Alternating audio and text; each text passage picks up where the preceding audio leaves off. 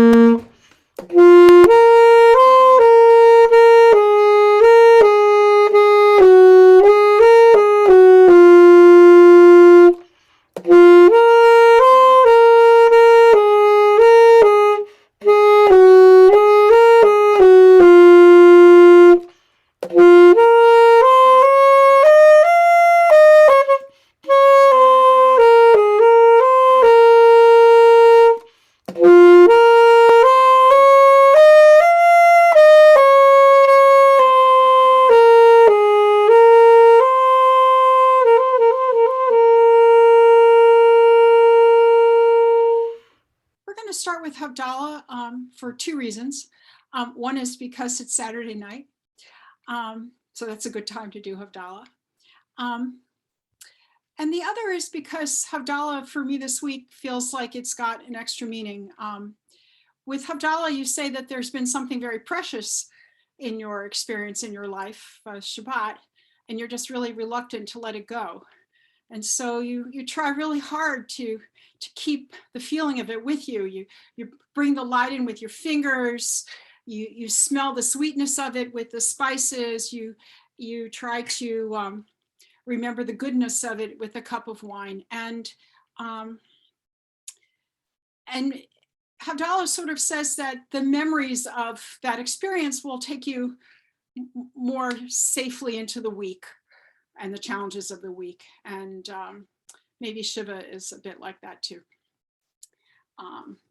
So here we go. Sing along if we can. If you can. There you go.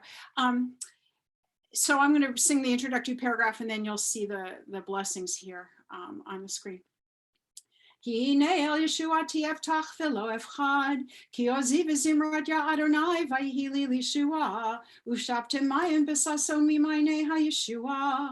לאדוני ישועה לעמך ברכתך סלע, אדוני צבאות עמנו משגב לנו אלוהי יעקב סלע. אדוני צבאות אשרי אדם בוטח בך, אדוני הושיע המלך יעננו ויום קוראנו. ליהודים הייתה אורה ושמחה וששון ויקר, כן תהיה לנו. כוס ישועות עשה ובשם אדוני אקרא. ברוך אתה אדוני אלוהינו מלך העולם בורא פרי הגפן.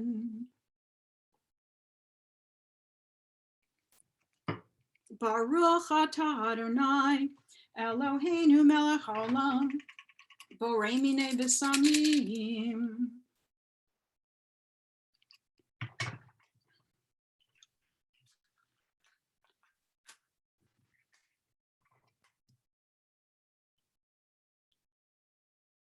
Come on. There we go. Baruch atah Adonai Eloheinu melech haolam, borei meorei ha'esh. Baruch atah Adonai Eloheinu melech haolam, hamabdil ben kodesh l'chol, ben ora l'choshech, ben Yisrael l'amim, ben yom hashvi'i l'sheshet yemei ha'maaseh. Baruch atah Adonai hamabdil ben kodesh l'chol.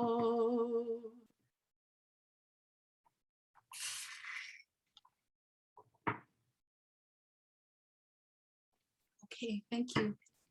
And now we'll move to the Mariv service. V'hu rachum yechaper avon v'lo yashchid, v'hir bala Shiva po v'lo ya'ir kol chamato, Adonai Hoshea melech yaneinu v'yom koreinu. Page 71.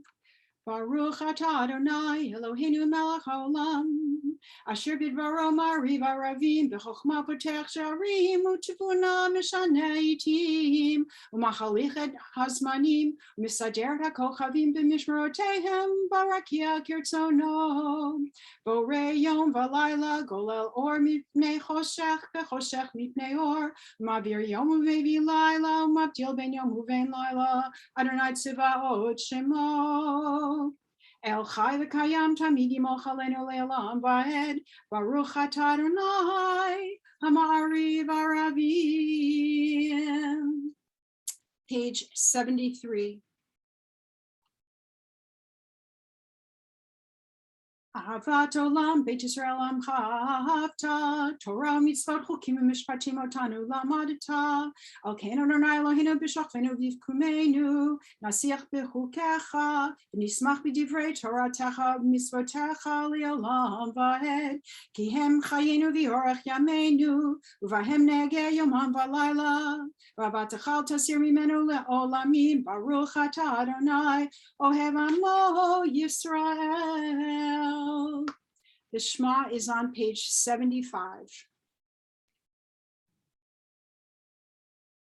Shema Yisrael Adonai Eloheinu Adonai Echad. Please continue individually.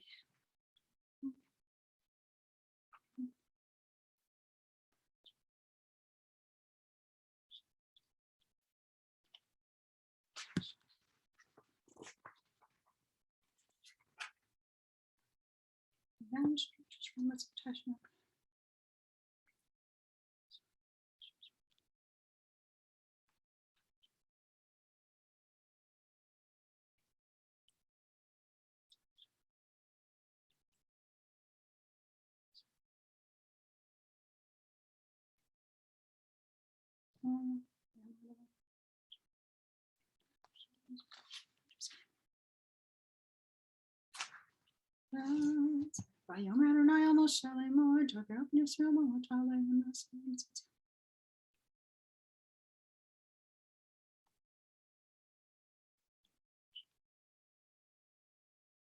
Iman Jesus karuva sitem et kol mitzvotai v'tem kedoshim leloechem. Ani Adonai Elohechem asher tziti etchem me'eretz Mitzrayim liot lachem le'Elohim. Ani Adonai Elohechem emet. Page 80. Emet v'emunah kol zod v'kayam aleinu. True and enduring, real and right are these truths, that you, Adonai, are God, and there is none like you. And we, Israel, the God wrestlers, are your people. Habodenu miyad melachim.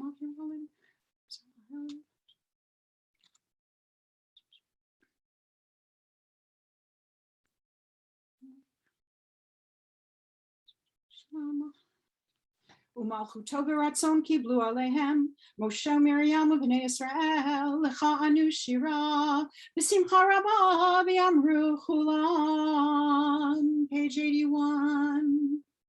Mi chamocha ba'elim Adonai, mi kamocha nedar ba'kodesh, nora tehilot osef elem. Malchutcha ra'u vanecha bokei hayam lifnei Moshe u'Miriam, ze elianu v'yamru, Adonai yimloch le'olam va'ed. V'ne'emar ki v'ad Adonai et Yaakov, u'be'alo miyad chazak mimenu. Baruch atah Adonai, Go Yisrael. Page 83. Please read along. Help us to lie down in peace, Adonai, our God, and to arise again to life. Spread over the world your sheltering peace. Direct us with your guidance and save us. Protect and keep us from enmity, illness, violence, want, and sorrow. Remove envy and recrimination from us. Help us to sidestep our internal adversary. Shelter us in the shadow of your wings, for you are a protecting, redeeming God. You are God, our source of grace and mercy. guard our going in and our going out and our coming in for life and for peace now and forevermore. Spread your sheltering peace over us.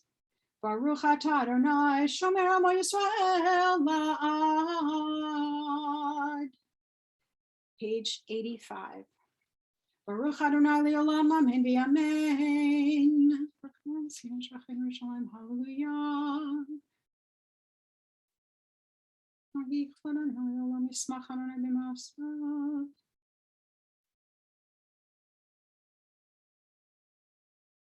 Vayomeru Adonai hu Elohim, Adonai hu ha-Elohim. Please turn to page 87.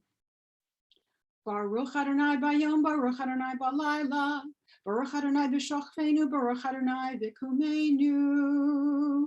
For in your hands are our lives and our deaths, the breath of all life and the spirit of all flesh. Into your hands I place my spirit, of God of truth. God who is in the heavens, may your name be unified. May your sovereignty endure always. May you rule over us always. Page 88. About 5 lines down. Ki hamalchut shelcha hi uleomei atimloch bechavod ki ein lanu melech ela ata baruch atah Adonai hamelech bechavodo tamid yimeloch aleinu leolam va'ed v'al kol ma'asav. We come now to the Amida, which begins on page 90. You have a choice. The book gives us a so-called contemplative Amida with writings and selections that mirror the structure of the traditional Amida or the full text Amida. And then if you prefer, on page 95 is the full text Amida to be read individually. Please rise in body or spirit or both and recite the Amida now.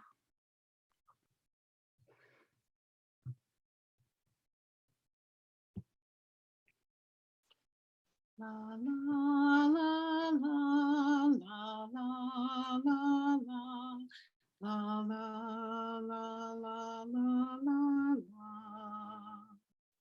Lie, lie, lie, lie, lie, lie, lie, lie, lie, lie, lie, lie, lie, lie, lie, lie, lie,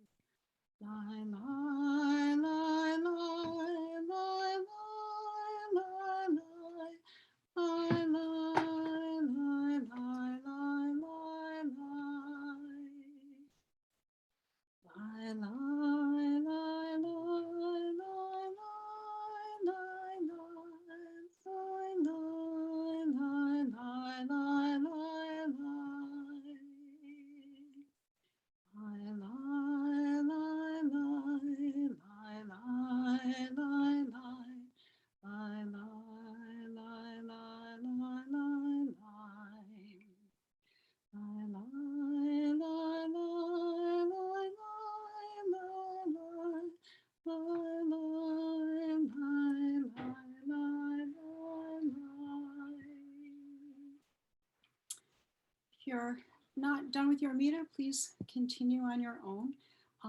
Let's turn to page 115 and sing Psalm 23 together. That's page 115.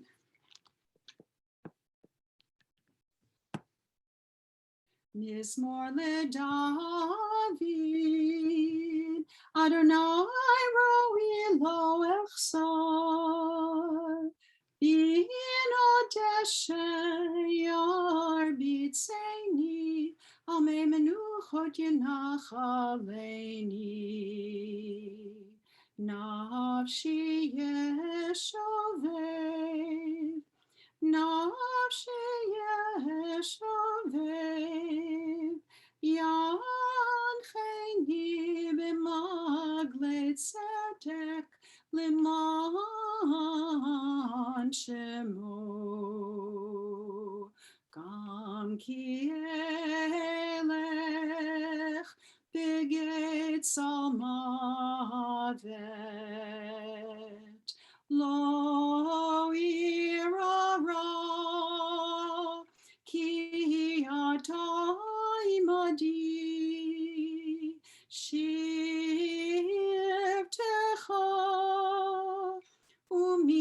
mishantecha, shivtecha umishantecha, hema yinahamuni, taroch lefanai shochan, taroch lefanai shochan, taroch lefanai shochan, neged sorerai, dishanta vashemen roshi, dishanta vashemen roshi, dishanta vashemen roshi, kosiravaya.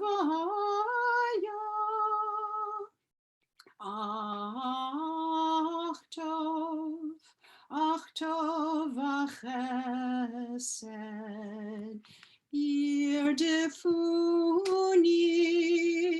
yirdefuni kol yemei chayai, v'shavti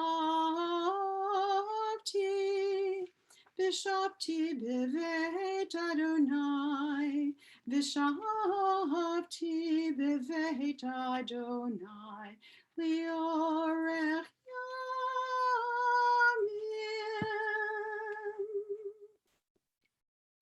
Please turn now to page 119. And we'll join for Aleinu. Please rise if you wish or if you're able. And you have a choice of a short Aleinu at the top or about 5 lines down, a full text Aleinu.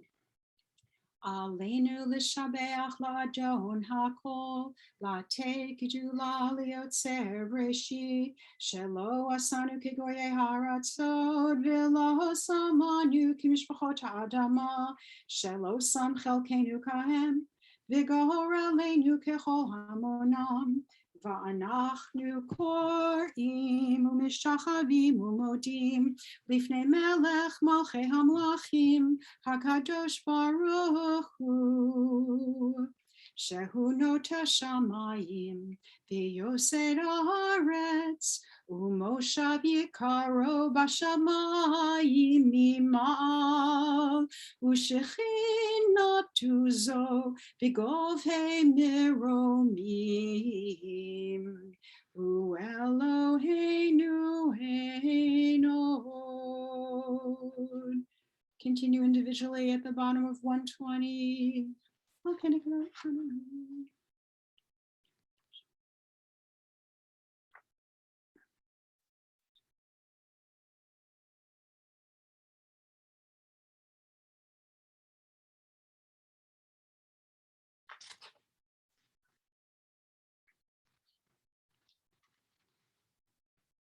page 121. Kakatu b'Torah techad Adonai yimloch leolam va'ed, v'nemar v'hayad Adonai lemelech al kol haaretz, v'yom hahui Adonai echad u'shmo echad.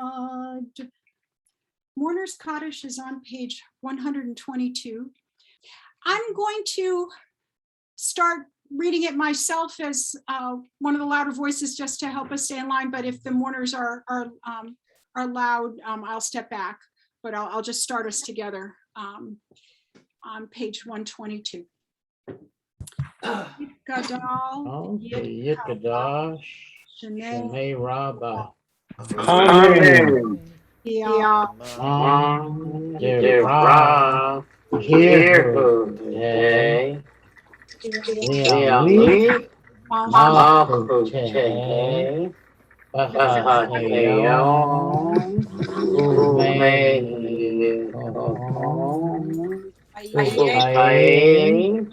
Dekho, this state Israel,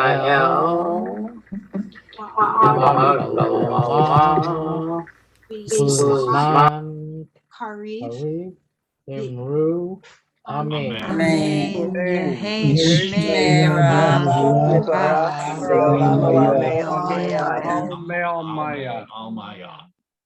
Yit Barah, Yishtaba, Yit Pa'ar, Virtramam Vietnase. Vitadar, Vitalal, Vitalal, Shmeda Kudashad, Rehu. Rehu. The The element called Virkata. Vishirata, Tushadakata. The the Namata, Damiram, Vyama, Vimru, Amen. Ramesh, Lama, Rabba, Mish, Vahaya, Elena, they are called Israel. Vimru, Amen. Amen. Ose Shalom Ben Lomar. Yes. Shalom. Elena, they are called Israel. They are called Yesh, Tevel, Vimru. Amen. Amen. Thank you. That concludes Mariv. And this is what will happen now. We're going to have a slideshow of some photographs of our dear Rhonda. Marilyn will read a poem and Sasha will share a recording. And then we'll open it up for more participation. And Alan, I'll signal you if you want to start speaking, or Ilana or Jordy, and then we'll open it from there.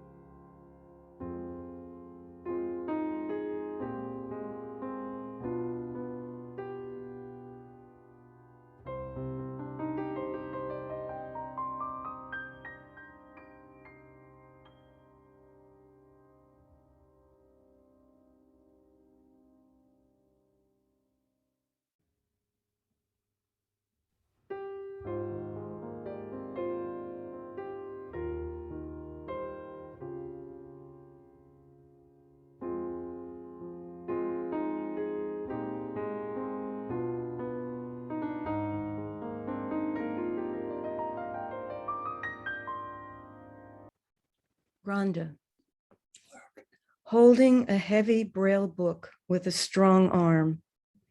She chants the Hebrew verses while running the lithe fingers of her other hand over pages of little dots. Her eyes are focused on a distant vision of a being only she can see, and a place only she can inhabit with its bright colors and pleasing shapes. She smiles as she sings. We are amazed each time we are in her presence by her will to grasp it all with discipline and strength that eludes most of us, awes us every time we share in her presence. Behind her, we see three people who love and support her as she does them.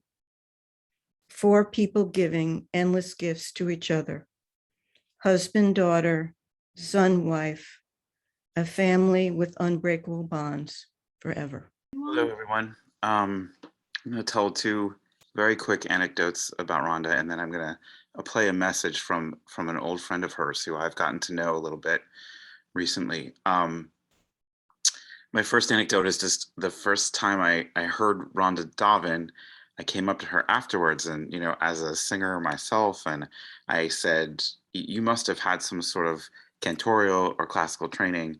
And very much in line with what Alan has said about her modesty, she blushed and said, "Oh no, I've not had any training. This is just how I love to sing." And I was just so moved that even someone who so freely shared her voice was sort of embarrassed to be complimented about it. I wish I had some of that humility about my own voice. And then the other anecdote was, this must have been 4 or 5 years ago. It was the first time I signed up to participate in high holiday services, and I had just sort of sent an email that said, "Sure, I'd love to do something." And she wrote back and said, "Okay, well, you're going to give the pitch, and we'd like you to do to give a Devar Torah on the Akedah." I was like, I came up to her the next Shabbat and I said, "Rhonda, I thought I was going to maybe read something in English. I didn't think you were going to ask me to do that." And I don't think she said anything in response. I think, if my memory serves me right, she just kind of tilted her head and smiled and shrugged, which was just sort of like this sort of gentle challenge to be like, "Well, if you want to do this, do this. And we think you're up to it, go for it." And I really appreciated that, just as a gentle prod to try something that might be kind of difficult. The other thing I want to share tonight is, and I know I mentioned this at one of the healing circles that we had for Rhonda, we discovered a really fun connection. And I can't believe it was only 6 months ago. She had asked if I would be the person of the month to sort of talk a little bit about my life outside of Fabrangen. And in order to do that, she had wanted to do kind of a pre-interview. And we had a really lovely conversation on the phone. I think it was almost 2 hours long. It was just really wonderful. And when we got on the topic of, she wanted me to talk about being an actor, being a teacher, and a little bit about what it was like to grow up Jewish in a small town in Vermont. But when we were talking, she brought up the topic of Shakespeare and why was I so interested in Shakespeare. And then she said, "I've been meaning to ask you this, and I don't see that there's any reason why you would happen to know him. But she said, I met this friend when I was, and I think she was 8 or 9 when she met him. And they were at I believe, Alan, you can correct me if I'm wrong, I think that they were at a school for children with disabilities. And she said, I made this friend, and he went on to become an actor and a director, and he teaches Shakespeare. He's taught Shakespeare at the University of New Hampshire for several decades." And I said, "Is he also blind, and is his name David?" And she said, "Yes." And I said, "Well, I've never met him, but I do know of him, and I feel like I know him because he was a mentor of a very good friend of mine, Emily Mattina, who I met and got to be good friends with him, kind of my first professional job outside of college. And she talked all the time about what an incredible teacher David was. And she's now hired him a number of times. I think he played King Lear for her in Prospero.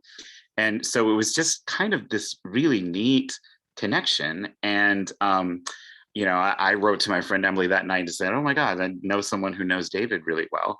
And I'm not sure if Rhonda in turn wrote to David, but and I wish I had thought to reach out to him sooner than I did. I was really only about 3 or 4 weeks ago. And it was really, I'm grateful to people in the meditation group who really suggested that I go ahead and reach out to him, because I wasn't sure if he knew about all that Rhonda was going through. And, you know, since I reached out to him, I got his contact information from, you know, his former student and my friend Emily. And he was, you know, really grateful to have heard about what was happening.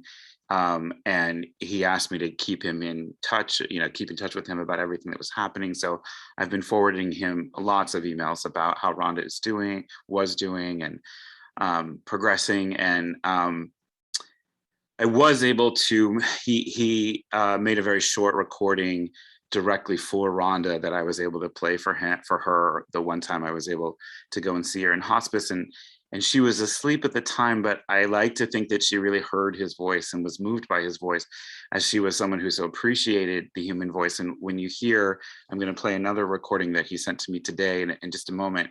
He's got this incredibly rich, sonorous baritone, and you can tell that he was trained to speak on stage. And I think she must have loved his voice as well. And I do know that, you know, she had told me in this phone call, well, you know, we were good friends as children, and then we sort of lost touch with each other. And it's really only been in the last, I don't know if she said 5 or 10 years, that we sort of got back in touch with each other. And we talk on the phone now every few months or so. And I know that David has said to me that he was really grateful that she reached out, that he didn't know if he would have been able to do it himself, but he was really, really grateful that she had done that and that they made this connection again.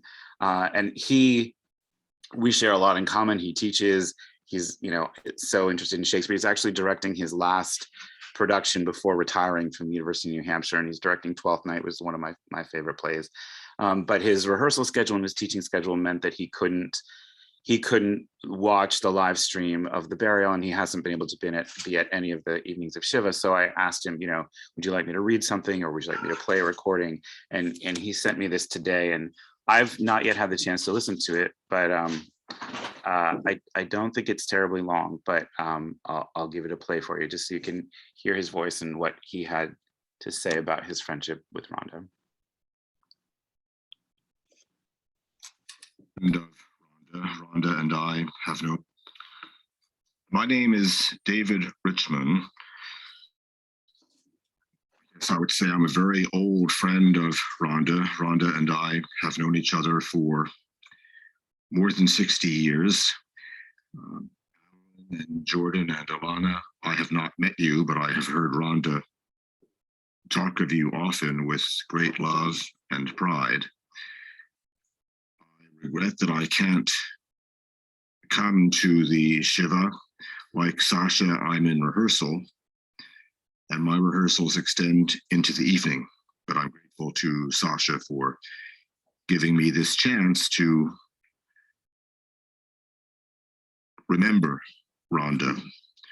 We first met, Rhonda and I, in second grade. It was a pioneering program, a program in which blind children who had previously had to go away to residential schools and be, you know, literally ripped from our homes. And Rhonda's parents and my parents and a few other parents had the foresight and the persistence to persuade the Philadelphia Board of Education, we all grew up in Philadelphia, to integrate blind children into the public schools. In fact, the first time that we heard the word integration, it referred not to race, but to us blind kids going to public schools. So we were a pioneering class, Rhonda and I. Rhonda was actually a pioneer before I was, because she entered the school in first grade. I didn't enter it until second grade. The first class of blind children going to a school, a Philadelphia public school, that taught Braille classes. And it was clear, even in second grade, that Rhonda's was a vivid presence, the smartest person in the class, the most vivid presence in the class. And we became friends. Our friendship was conducted and continued to be conducted mostly by telephone. We went to the same school, but we lived across the city from each other. So we, of course, saw each other in person in classes. But we talked on the phone. We talked about books that we were reading. We talked about our teachers. Rhonda even then was deeply attached to her teachers, and her attachment to those teachers is going to become important later. In particular, and I think Rhonda was aware of this long before I was, gives a sense of how perceptive and observant Rhonda was. Two of our teachers were, I would say now, I mean, at the time they seemed very remote from us, but I would say they were women in their late 20s or maybe early 30s. But of course, we were, what, 7 or 8 or 9. These were young, blind women embarked on professional careers. And that very much interested Rhonda, the fact that young blind women could embark on professional careers. So when our time at this particular school, which was called the T.M. Pierce School, came to an end, we finished 6th grade. The point of the program was then for us to move into our regular neighborhood junior high schools. And since we lived across the city from each other, we of course went to separate schools. I think that Rhonda went to a school called the Woodrow Wilson Junior High School, because I remember that she often referred to it, and we continued to talk to each other by phone. She often referred to it as the Woodrow Wilson Junior Jailhouse. And I remember vividly her singing a tune about Woodrow Wilson Junior Jailhouse. Now, as we then moved into high school and later college and separate career paths, we drifted apart. We lost touch with each other. Of course, I remembered her vividly, but I'm not very good, never have been, at keeping in touch with old friends. Rhonda is much, much better at that than I am. And so about 11 years ago now, I would say maybe a decade, a little more than a decade ago, Rhonda took the trouble to find me and to find out where I was living and where I was working and to get an email address. And she wrote to me by email and asked if I remembered her. Of course I did. Of course I remembered her. And would we like to get back in touch because she had something important to her that she wanted to talk to me about. So I was very grateful and very touched that she took the trouble. And that tells us something about Rhonda, that she took the trouble to be in touch with people throughout her life. What she particularly wanted to talk about, why she wanted to be in touch with me, was to talk about that time when we were very young and in that pioneering school for the blind together. She had reached out to those teachers, those at the time young blind women who had been our teachers. She even reached out to the daughter of our very great teacher. Her name was Mrs. Korn, the teacher that Rhonda and I are both beyond words grateful to. Mrs. Korn had passed away, but Rhonda reached out to Mrs. Korn's daughter, Linda, because she wanted to write a book about that time and about the whole experiment of getting blind children into public schools. And that was going to be her retirement project. Write that book. Now, the blind teachers, whose names were Bridget and Marcy, were quite old by now. This was about 10 years ago and maybe 7 or 8 years ago as time went on. They both became ill and they both died. Rhonda was deeply touched by their deaths. And before they died, they didn't really want to go back and talk about that period. Rhonda was, I remember, disappointed that she was hoping that they would tell her more about what it was like being teachers. And that's just something that never happened.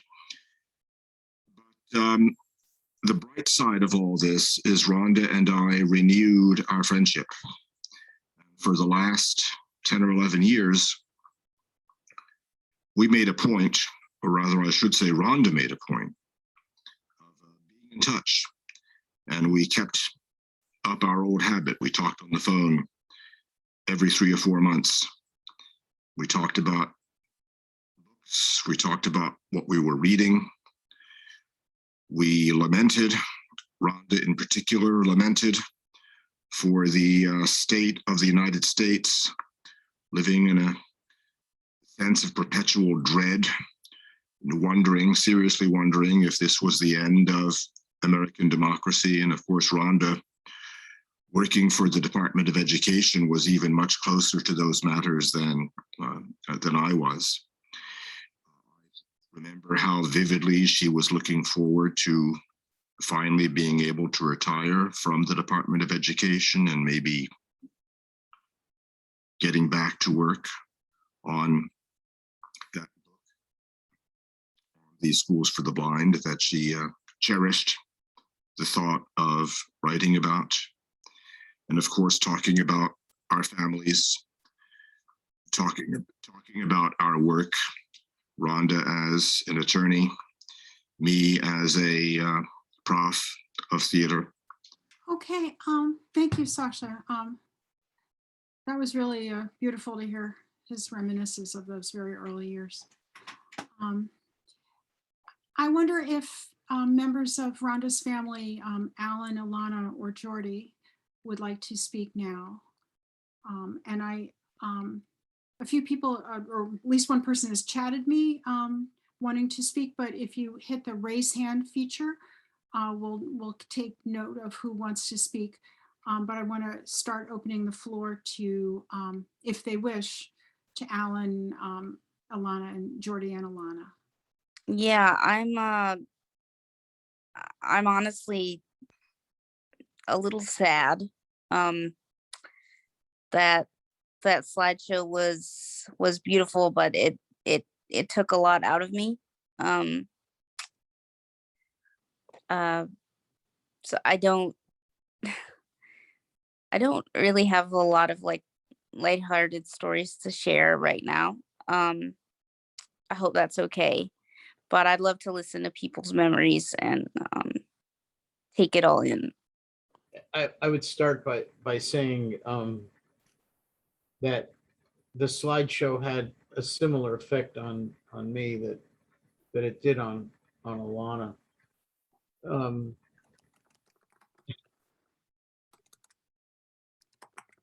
Well, I can't tell a little anecdote that would sort of tie it together, but just let's say that I always thought of how beautiful my wife was, and seeing those wedding pictures just really was pretty devastating. I mean, I scanned them this evening, and because Elena asked for them, I rescued our wedding album, which had been sort of hiding on a high shelf for years. And now I'll be able to look through it, although I'm sure I'll tear up a lot when I look at it. The professional who did it did a good job.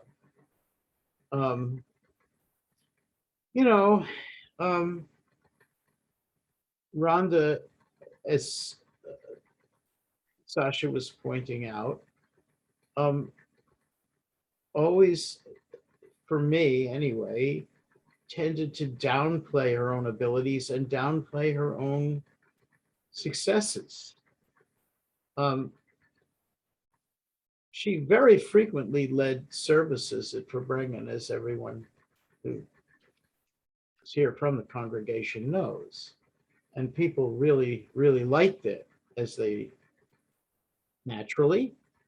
But you might not believe this, but almost always after she got off, she would complain to me that she didn't do a good job, that she was, she wasn't up to snuff. And, I'd have to say, well, I think you were pretty good, and I think everybody else thought you were pretty good, but, and then she did the same thing with me about the Department of Education over the last last month, as it were. I've been astounded by how much respect she had at the department. She always led me to believe that she probably didn't have that much respect. And she didn't play that much of a role. I mean, she was okay, she was competent, but you know, not really thought of as really top notch. And I think that's obviously not true, but that's not what I saw at this end. So, you know, and sometimes, of course, that sort of thing had a humorous dimension. I mean, when I first dated Rhonda, she was living in a little, you know, efficiency by herself near the Van Nest Metro. And she had to cook for herself with a gas stove. Well, it's probably kind of a Seinfeld line that a blind person cooking with a gas stove is in a lot of trouble. And indeed, she had burns on her hands. So it was very clear when we began to live together and married that I was going to be the cook. And I wasn't very good to begin with. And it took her years to sort of slap me into line. And I guess an amusing way to describe this was my tendency to like sugar and fat, see? And so if I wasn't careful, see, I would tend to want to use a lot of oil in my cooking. Well, if I used a drop more than the minimum, believe me, she knew. I mean, I knew when I accidentally used too much, dinner was going to be really difficult because she never missed it. She knew it. And she wouldn't let me sweeten things very much either. She notoriously wouldn't eat dessert unless it was fresh fruit or something like that. She was very righteous about her diet. And so, of course, you know, you saw those wedding pictures. Before she was ill and lost all this weight, I mean, but well more than 30 years after she got married, she fit perfectly into the wedding dress. She was exactly the same weight. And a little anecdote about that is that, you know, I guess it's our silver anniversary, our 25th anniversary. We took a lovely vacation into the Berkshire Hills in Western Massachusetts. And we were going to have a real celebratory dinner. Was it Lenox, Massachusetts? And I said to her, I said, well, why don't we take your wedding dress along and we can have the dinner and you can put on your wedding dress. How many women here would love to be able to do that on their 25th anniversary? And it's impossible. And she said, no, I won't do that. I said, why? I'd be embarrassed. I said, why are you embarrassed? And no, she wouldn't do that. And we had a lovely dinner and a lovely vacation, but she wouldn't put on the wedding dress. Another aspect that I would emphasize is that, you know, before the pandemic, for many years, while we,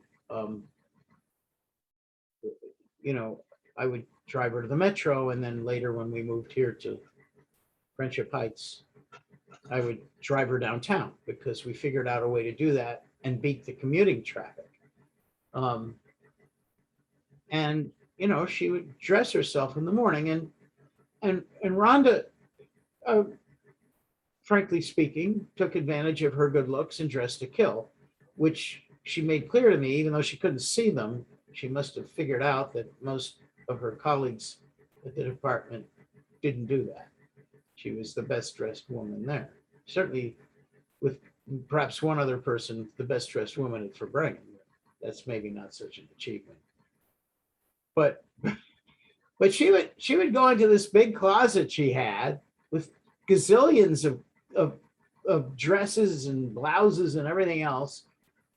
And most of the time she just dressed herself. I mean, I didn't have to tell her what to dress. She'd run her fingers along and figure out which dress was good, and she'd run her fingers around a blouse and she'd figure out which one and which sweater and whatever, and which pair of shoes, and she'd look like the cat's meow, and I mean, you know, how did she know that? She couldn't see any of this stuff. And she'd make herself up perfectly and be very coiffed. And it always amazed me. I mean, that she managed to figure out how to look so good without being able to look at herself in the mirror. She was, as people know, and after this, I'd like to, I don't know if Jordan's even here, but you know, maybe turn it over to either to the kids or to other people, because I was rather loquacious on Thursday night, and you know, don't want things to go too long. So she was tremendously fanatical about exercising. During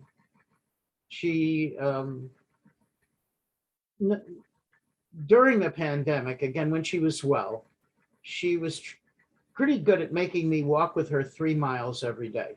We walked in a neighborhood around here. We became well known as the elderly couple that just kept going round and round and round the block forever. And then she'd come home. She didn't break a sweat, you know, like drenched when it was warm.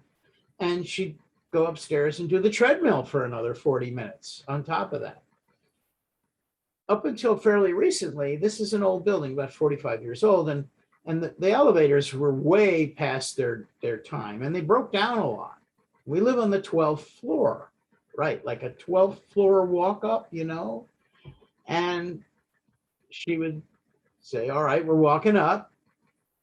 And she was walking up, and I was half dead every 2 or 3 platforms, way behind her. And you get to the top, she was not winded.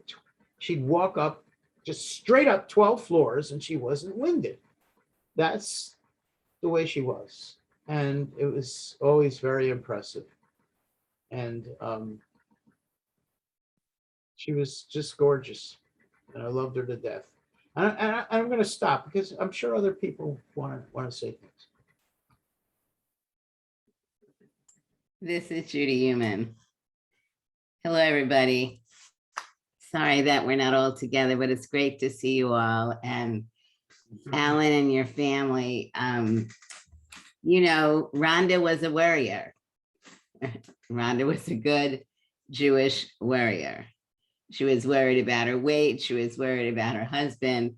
She was worried about her daughter and her son, always wanting to make sure things were good and, you know, thinking ahead and problem solving. And,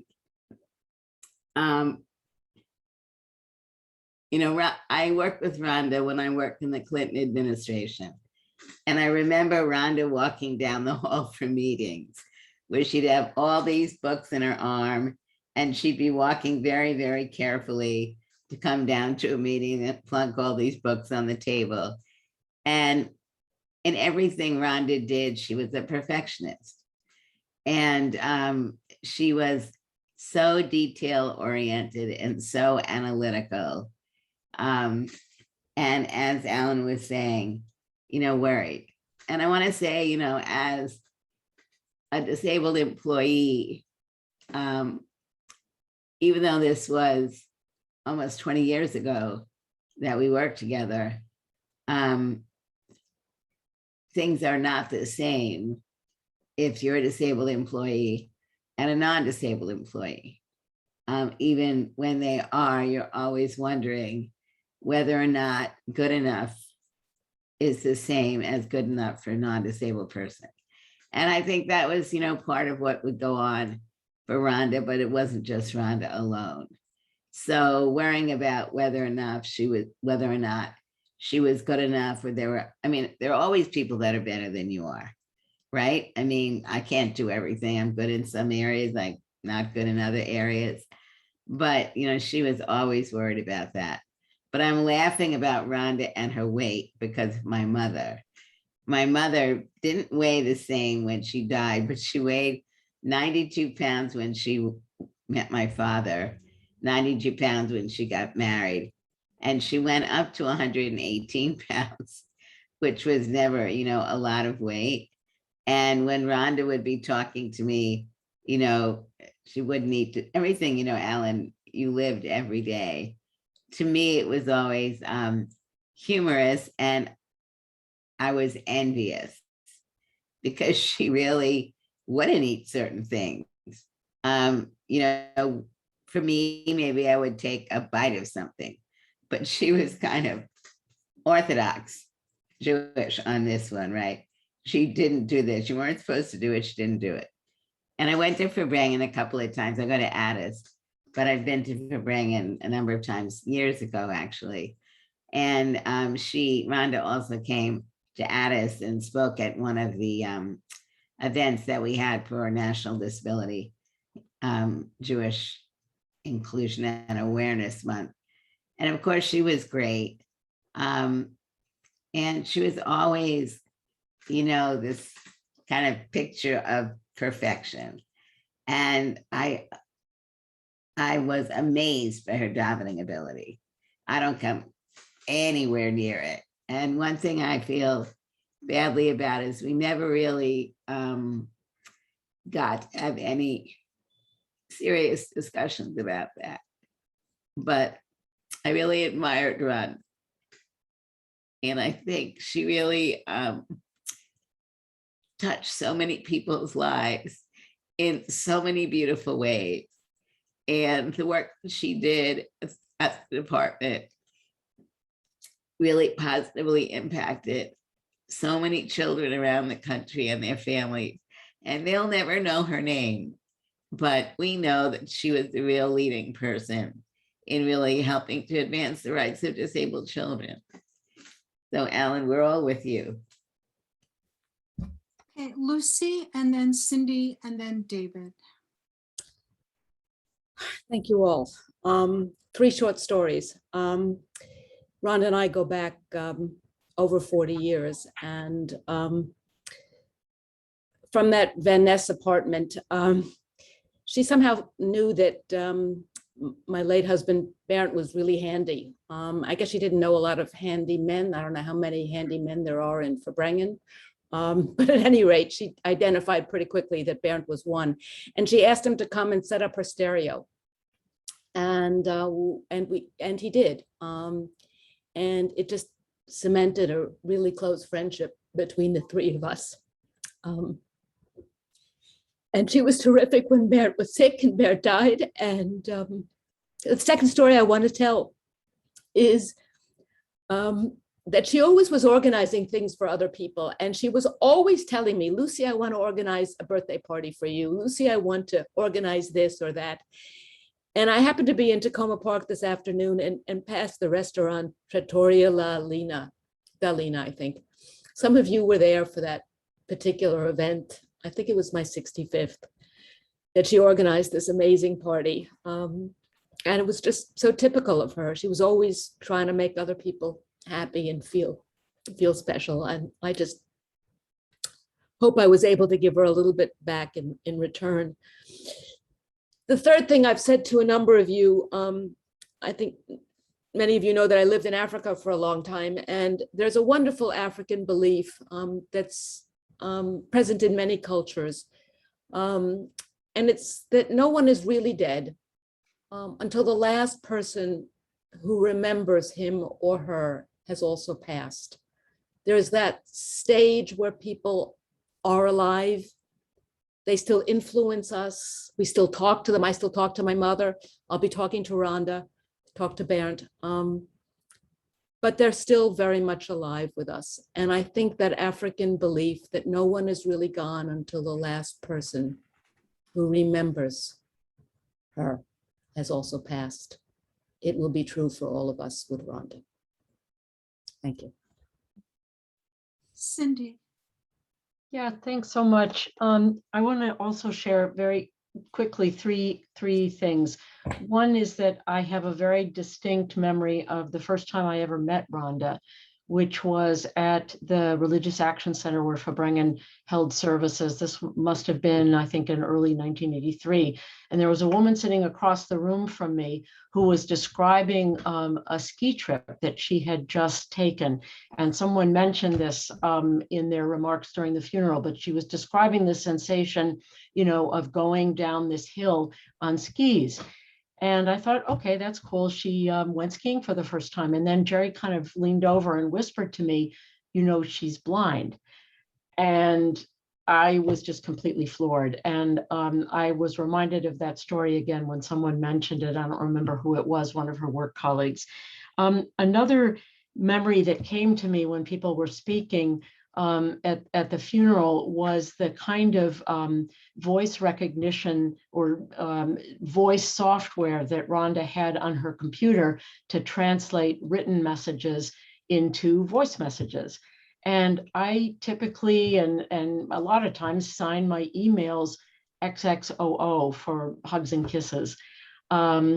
And she asked me one time what that was, because it was clear that the computer was having a great deal of difficulty pronouncing it or figuring out what it was. And so I told her, and from then on, she would sign her emails to me, XXOO, and I would continue doing it to her.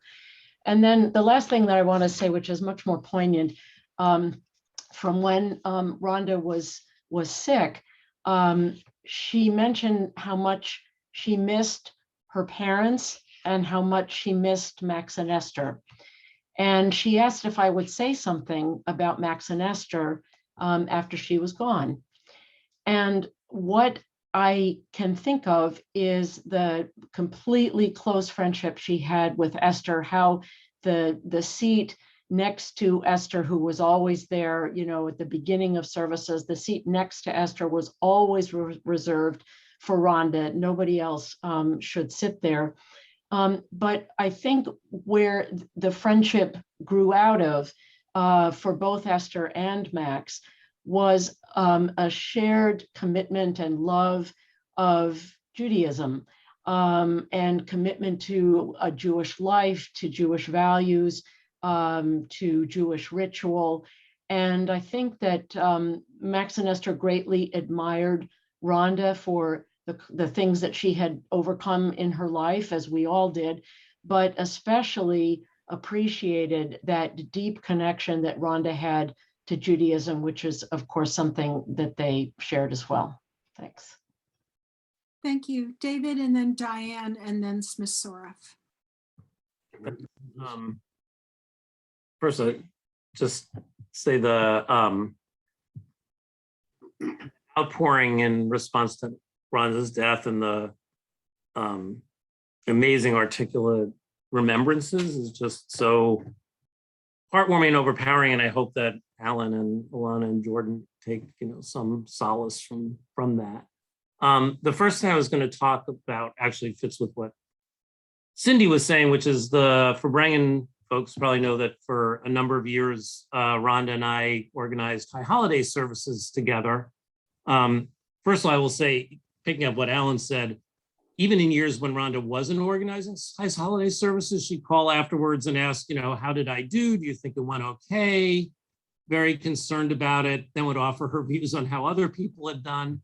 But the care she felt for putting the services together, the amount it meant to her, how she thought through everything, had, you know, strong opinions on how things should go and who should be doing what.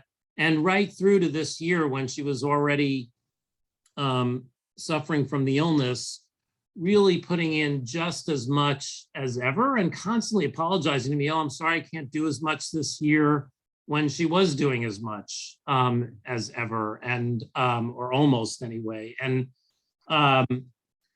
it just, you know, elevated the entire effort because of how much it meant to her. And of course, this year, especially how much she wanted to be able to lead, and that extraordinary job she did on the second day of Rosh Hashanah, even though she'd been in the hospital that very morning.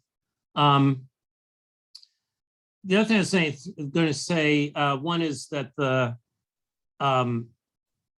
getting to work with Rhonda on services, one of the nice things about that was to become better friends. And one thing about Rhonda is she wanted to know everything about everybody. She could have been written the novel of, you know, the century with there was no detail too small or too beyond what maybe she should have known that she did not want to know about what you were doing, what your friends were doing, what your friends' friends were doing, what they had done. And then of course she would remember it all. I mean, details about people she didn't even really know because she had, you know, come to you for information about them.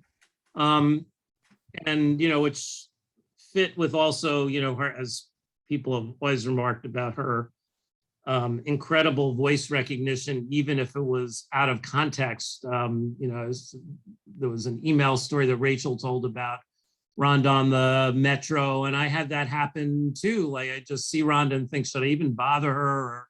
And I'd say something, and you know, she'd know immediately who it was.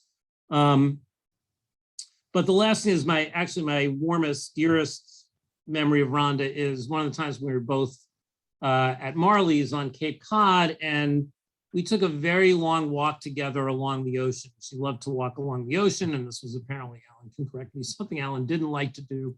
And it was just, not only did we have this, you know, lovely, free-flowing, easier conversation, but I mean, one thing I love about the beach is it sort of just infects all your senses at once.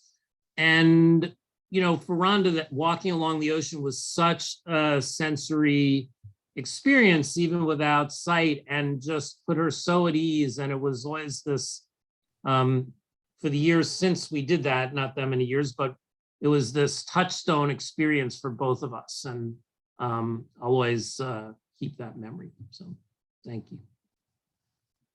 Thank you. Diane? Okay, so she's also Ronnie to me that I met. I'm from Philly, and I met her in high school at USY. My cousin, some of you may know Grace Perlman, now Grace Perlman Miller, was very active in USY, and in our senior year, she invited me to a Shabbaton. So that turned me on to the whole universe of USY, and that's where I met Ronnie. And she was just very, you know, that's a part of her life that I just wanted to share, that she was very active in USY and very well loved by her friends. And since she was ill, I connected with to Grace, and then she sent to some of them, and some of them watched the funeral, and they were very, you know, they hadn't been like totally in touch with her over the last decades, and they felt that it was a beautiful like testimony to her life, and it was very worthy, and just very impressed with the funeral, that it was very meaningful. And I had a moment, I guess, yesterday where I felt her absence in a way that hit me in a deep way, that it's a specific thing of just feeling her absence in the world, which I guess many of us are feeling. So that's all. Smith-Soroff?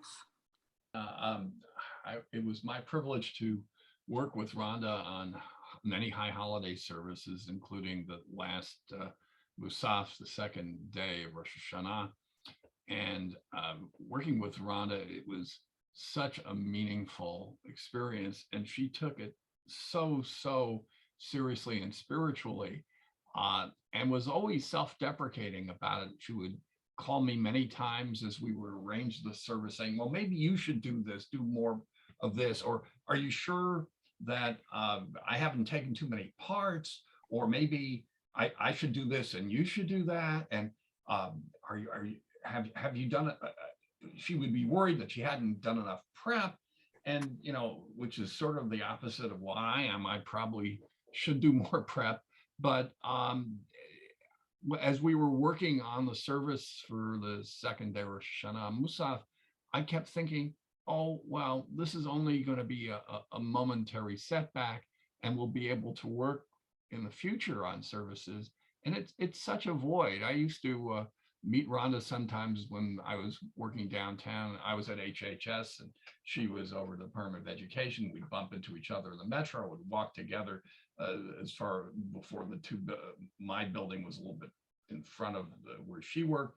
To me, Rhonda was part of my DC life, and certainly part of my Fabrengen experience. She had an amazing memory, an amazing amount of compassion, and I had no idea how influential she was over at OGC in the ed department, because she always kind of downplayed the impact that she had. And that was the same thing. She would call me after she did a service to say, how was I? Or she would call after a service and say, I didn't see you at Shabbat services. Are you okay? Was there something wrong? And similarly, I would call her after I led a service and say, well, I need some feedback for Ramon because I'm taking a voice lesson with him. And he's going to ask, how was that service? And she said, oh yeah, you did well. I mean, and so it was almost a mutual checking up on each other society. And there's a great void, and we'll really, really miss her. Rose, and then Phil and Elaine. It's very difficult to imagine speaking about Rhonda in the past tense, which might explain why it was so hard to press those two little buttons to unmute and to make the video work again. I met Rhonda on the telephone before she came to Washington, and we talked a lot, and I was very happy to be one of the first to meet her and be on the Welcome to Washington and Welcome to Fabrengen committee. We bonded over Jewish issues and over food. Rhonda was very meticulous and about many things. She was very careful about what she ate, but that didn't mean she didn't enjoy food. She loved food, she loved eating, but she wanted to eat the right things, and she wanted to make everything exactly right. And the first year, I remember that she was very, very interested in eggplant and better eggplant recipes by Martha Rose Schulman. And we went over in great detail all the exact proportions and all the exact correct spices. And she was meticulous about everything. And that's what I will remember, her vast store of knowledge on many, many different subjects, and also her great respect for people as they were and as she found them, with very few exceptions. She was, I would say, all you out there, my friends and relatives, also, she's the only person that did not make fun of me when I said I had discovered audiobooks and that they really worked best if you made them double time, because then you could finish the book quicker and also walk faster. And everybody else rolled their eyes and made fun of me. And Rhonda said, yeah, that's a great idea. That's right. That's how to do it. That's how you get through those books. Rhonda was at my 30th birthday party. Rhonda helped organize the going away party when I went to Israel, again, when I went to Belgium. I was the toaster at 21 years ago, almost 21 years ago at Rhonda's 50th birthday party. I remember saying that she was fitter than any fiddle. She's not your everyday Philadelphia lawyer. I talked about her great memory, her love of music, her love of Judaism. I helped her the first time she wanted to read from the Torah. The next person who did that, the next blind person who did that, made it to the Washington Post. Rhonda did a lot of firsts that weren't always recognized. When she and Alan came to visit me at the beach in Rhode Island, I took them on my favorite walk, and Rhonda had no trouble keeping up. And Rhonda was much more sure-footed than any sighted person that I ever took on a first walk along my typical usual path. And it's hard to say how Pesach. She used to call me 2 weeks, 3 weeks before Pesach and say, what do they have that's new? And I would say, well, how would I know? I don't go shopping till the last minute, and I don't believe in kosher for Pesach foods except for matzah. And she said, I know, but did you see anything interesting? If you see anything interesting, call me. And she is definitely the only person I know, and I don't know who will ever replace, no one will replace her in talking about the best flavor in unflavored and no fat yogurt and other products of that ilk.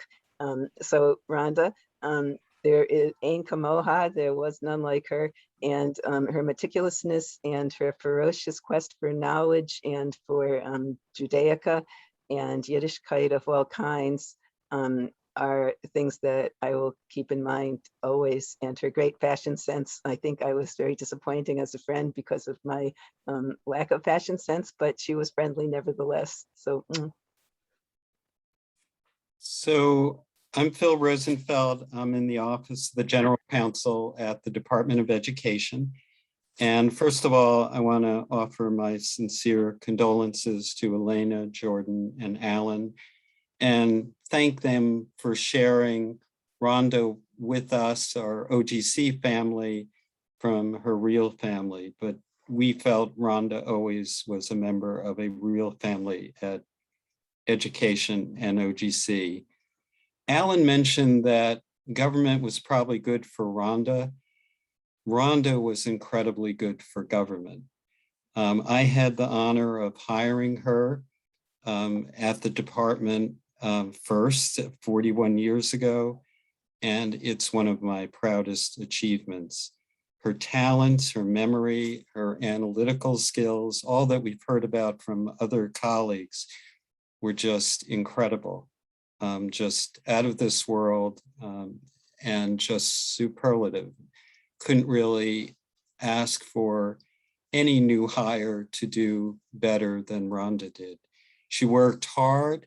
She was a perfectionist. She always felt she didn't succeed as much as she wanted, but she succeeded more than she will ever know.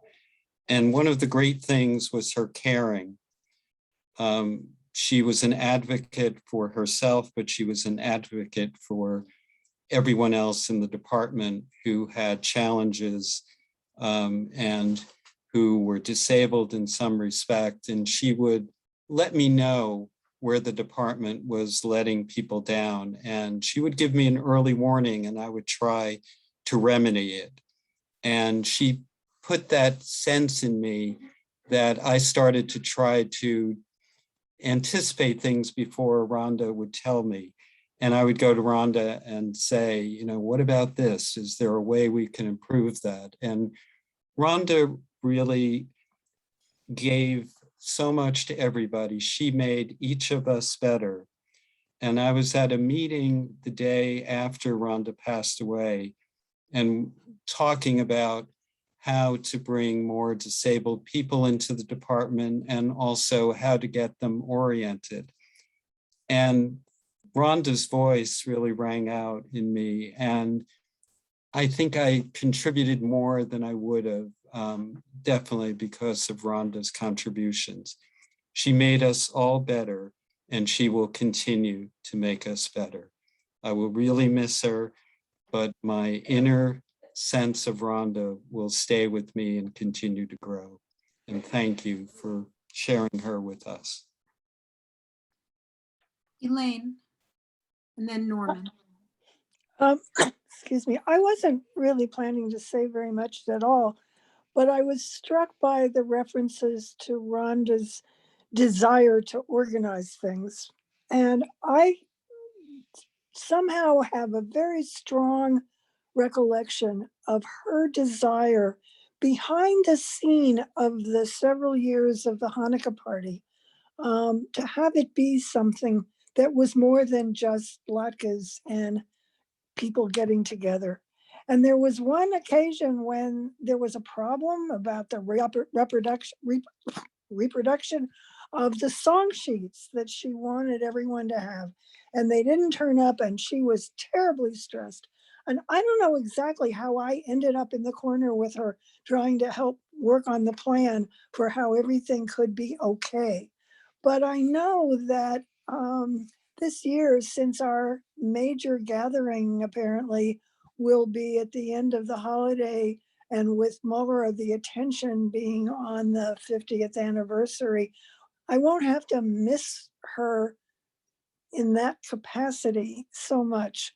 But the next time we figure out who's in charge of the Hanukkah organizing, and I don't know, maybe Ellen will still provide his latkes, but the fact that she wanted it to be everything it should be was something that struck me very, very powerfully. And I was glad to have been able to be on the edges of that with her. So that's all.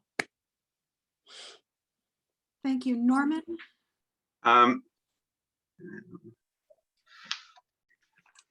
So a lot of people have mentioned Rhonda's memory. And one thing about Rhonda's memory was the joy she would get out. She'd always try and recall something about someone that she knew from 23 years ago that you knew. And she always got a kick out of it. And in a way, although they did it very differently, the memory conversations remind me of Max Tickton as well, who got his own tremendous joy out of it. And it's so, Lucy said that you're here as long as someone who knew you is here. And over the years since Max and Esther died, what Rhonda did, partly it was a sense of sort of Hakarat HaTov, of recognizing the good that people have done for us, and how important they were to her. But it was also that memory is a tool for actually keeping those people alive. So it's not enough that you knew them and you're still around. Rhonda knew that you had to work at it and to keep those people alive. And I have a sense that's something we'll take with us as we go along. Rhonda won't be there to keep everything alive, and we'll have to pick up some of that slack. And thinking of her is one of the things that I think will help us. Thank you. Next is Steve Braun. I met Rhonda when we were grad students at the University of Pennsylvania. We were both members of the downstairs minion that met at the Penn Hillel building. It was probably the most educated minion I've ever been a part of, because most of the students were grad students in either religious thought at Penn, or in Judaic thought, or in ancient Near Eastern studies, or they were rabbinical students at the Reconstructionist Rabbinical College. But other people, Jim Gollin was also part of that minion. And it took a long time for me to get enough confidence to run a Devar Torah there. I eventually did, but I remember a Devar Torah that Rhonda gave. This would have been around 1976 or 77 when she was a law student at the University of Pennsylvania, and it was on the Leviticus 19, where it says, "You shall not curse the deaf or put a stumbling block before the blind," and that was her topic. And she talked about how rights for disability rights were there even in the Torah, and I didn't know that would be become her career. And I remember a lively discussion between her and Alan Lehman at the time. He's now a professor. He's now a rabbi and a professor at the Boston Rabbinical College.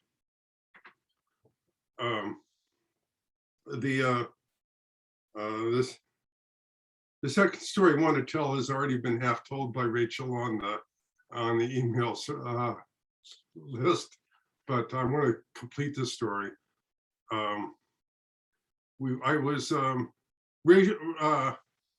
Rhonda and I rarely, but occasionally saw each other on the morning commute from Silver Spring Metro. But there was another time when I was taking the Metro in the middle of the day, and I almost never do that. I think I was going to a meeting at the BLS or something like that. And I got on the Metro and there was Rhonda. So I sat down, not next to her, but close to her. And I tried to disguise my voice. And I said, "Hi, pretty baby." And she turned to me and she turned towards me and she said, "Oh, hi, Steve." And I told that story at the next time Fabrengen discussed whether Isaac was fooled by when Jacob pretended to be Esau. because Jacob said the voice is the voice of Jacob, but the hand is the hand of Esau. And I said, that's when at that moment when I saw Rhonda on the Metro, that's when I realized that that Isaac was not fooled. And so anyway, Rhonda was not at that for bringing Shabbos that day, but someone told her about what I had said. It might have been Rose Bursting. And so next time I saw Rhonda, she told me that that she had heard about the story I told, and yes, she had never believed that that Isaac was fooled. He always knew because of the voice that he would that it was Jacob, and that's all I want to say.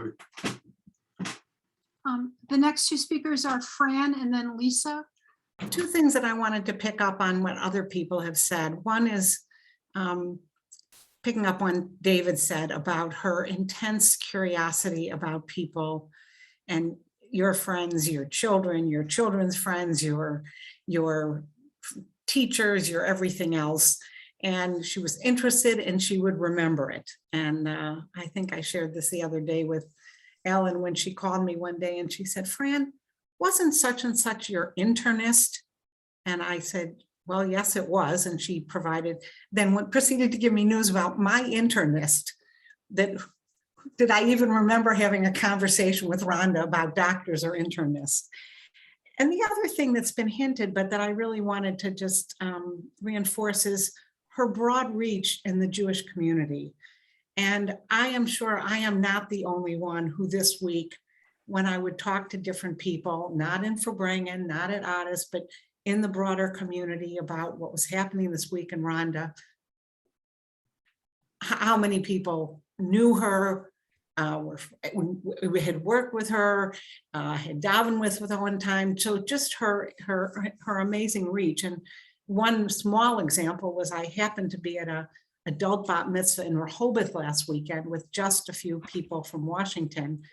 And we were talking about Rhonda, and this woman said, oh, I went to law school with Rhonda at the University of Pennsylvania, and she was my study partner.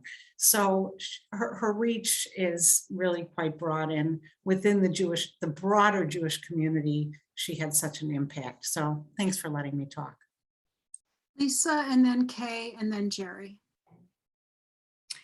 Hi, many of you heard me speak at Rhonda's service. I'm not going to say a whole lot more, but as hearing folks talk and being able to kind of put her work life with her faith, her faith community and her personal life, it really strikes me how modest that Rhonda was about her professional accomplishments. Because as Phil mentioned, I mean, Rhonda really is a rock, a foundation for the work that we do. And so many people came up to me after the service and thanked me for sharing part of what Rhonda meant to us at work. I can tell you that I've gotten so many emails from people who never knew Rhonda who say, boy, I really wish I had a chance to work with her. She sounded like such an amazing collaborator, an amazing partner, and they were sorry to have missed that opportunity, as well they should be. Rhonda was fiercely independent. For those of us who have not experienced disability in our lives, how, no matter how many times she would, become injured or need to go to the doctor or whatever because of a mishap, she remained fiercely independent. She had such a full life. Not was she just in one reading group, but I think at one point, Alan, was she like in 4 book clubs or something like that? And just we heard about her exercise, whether it's yoga or bar. She was all ready to try the next thing. She was getting on her treadmill, after having treatment, even during all of this ordeal. So I will tell you, you all have such deep, meaningful memories of her through your faith community. some of my daily reminders are going to be much more superficial. I can't look at a Bed Bath & Beyond coupon and not think of Rhonda. I had shared many with her over time. I can't get an email from White House Black Market without thinking about Rhonda, because we shared, shopping stories and love of shopping so much. So she touched so many of us in so many different ways, and I'm really missing her already. So Alana and Alan, I will continue to pray and keep your family in my prayers. They're hard days ahead, and I'm glad you have so much support. Thank you for allowing me to speak. Thank you, Lisa. Kay? I actually can't figure out when I first knew Rhonda, and it was definitely in the coverall world in Philadelphia. And thanks to Steve, I think it was, who mentioned the minion at Penn, because I've pictured her in terms of knowing her in the coverall world in Philly as being in a minion somewhere in West Philly. So that answered one of my questions about her life. So I knew her from Inner Coverall retreats, I think after Weiss's farm. I drove her to one that was Mark would remember the series that were after Weiss's farm. She did two tremendously kind things for me. When I lost my father a number of years ago, and I was in a smallish apartment, and I called and asked her if I could have my one night extra Shiva for bringing an event at her house, and it was just no discussion. It was she said it was fine, and she hosted it. And the other is that somehow, I don't know if I said it to her or she got wind of it, but my 70th birthday was on a Friday night, and there was just about no one I could invite to do a dinner out, and so I didn't know what my plan was anyway. And Rhonda hosted a very sweet dinner with Alan and at her house, and I had the privilege of inviting a few friends, and Ronnie Queller and her husband came, and so Rhonda took care of me in that one. I have a memory of her always asking me interesting questions, and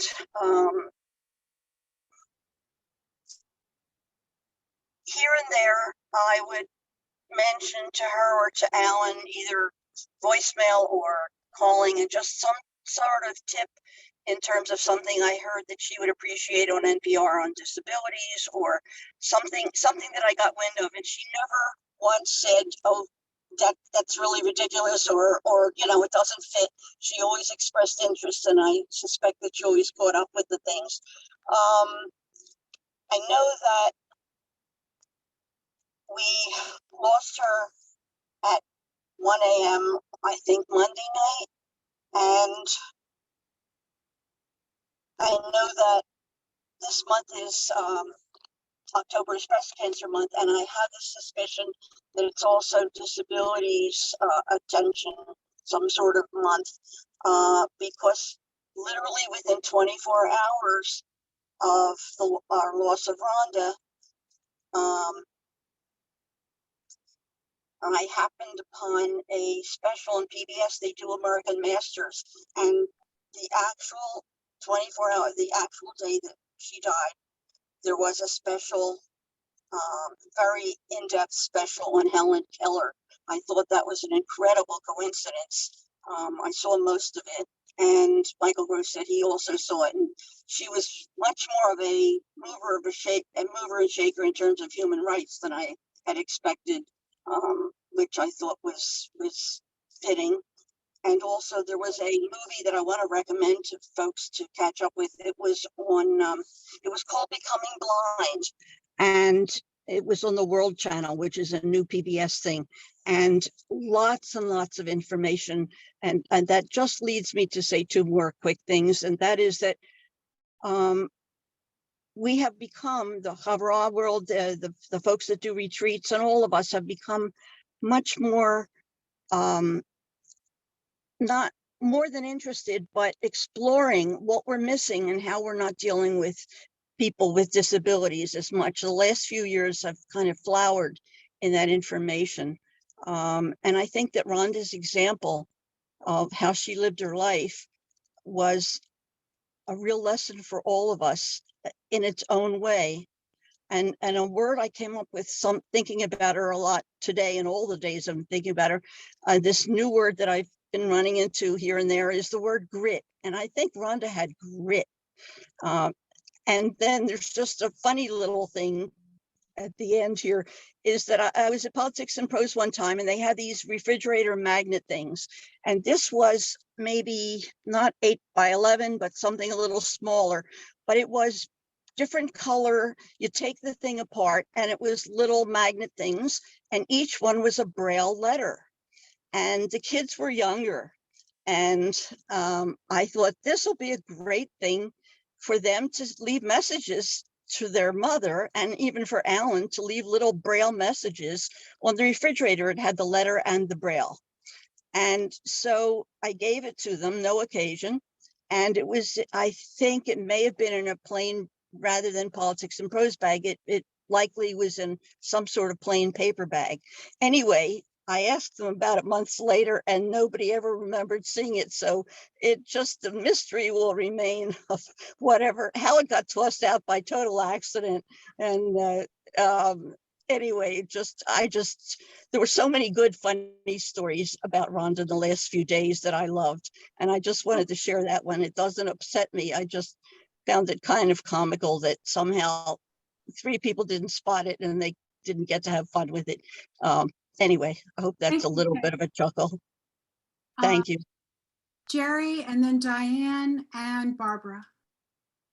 So I just want to reflect briefly on one of Rhonda's most recent teachings to us that came by way of one of the most recent contributions to our community for bringing the contribution being using her way of connecting to human beings and presenting them through the speaker series. Sasha mentioned how powerfully she did that and how much she entered into people's lives in order to help them present themselves well. One of the people that I'm pretty sure Rhonda was responsible for bringing to the community was Judy Heumann, who I don't think is still with us. I've been looking to see because it occurred to me, and through Judy Heumann, Rhonda also gave us a teaching.